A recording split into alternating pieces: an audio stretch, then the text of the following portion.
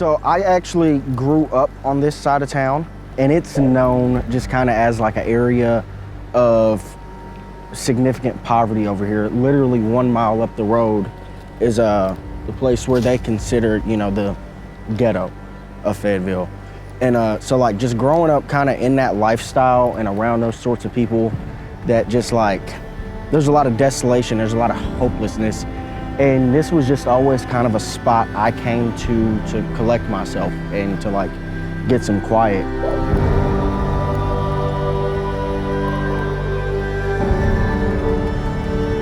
This is where there's no mom and dad arguing. This is where there is no, well, the water's off or the lights is off. This is where it doesn't matter if you have food or not. You know, this was just kind of our place, and this is the place where we were happy.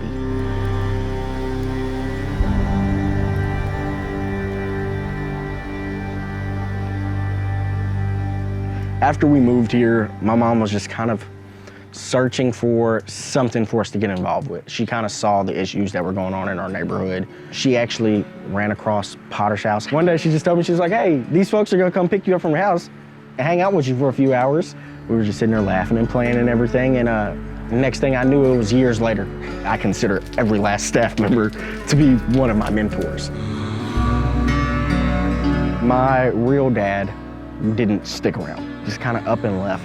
He just kind of skated out, and never really came back around for a while. And that messed with me a lot, because I'd been angry and just full of so much rage that I was just a destroyed person. And that ended up leading me to a road of addiction. I had just started building relationships with some bad folks. Sean and Josh Hall, I believe it was, came to me, and they just kind of told me, you know, they said, you have to think about the people that are involved with your life and whether or not they want what's best for you. And so I woke up one day, and I texted the people I had been hanging out with, and I told them they wouldn't hear from me again. Stayed sober from that day, and one of the big reasons for that was I met my wife. I just knew she was the one. I knew she was the one for me. She was a person that I could confide in, that I could be honest with. And so she's really been like the building block for me of like reestablishing my life and rebuilding my life. Past that, like I said, we got a baby coming.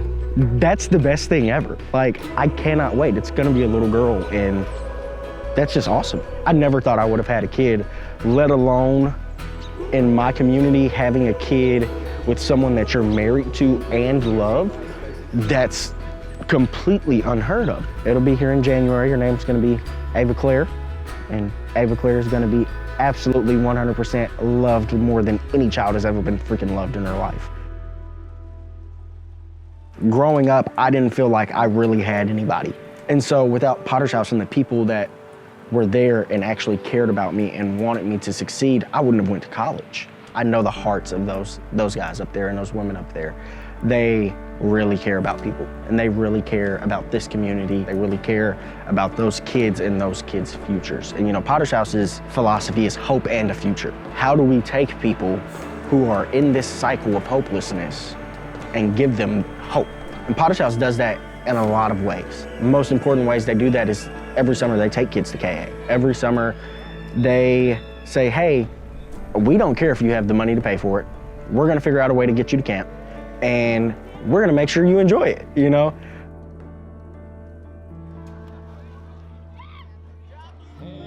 In those moments, it was about us. It was about us being kids. It was about us learning to be leaders. It was about us developing into better people.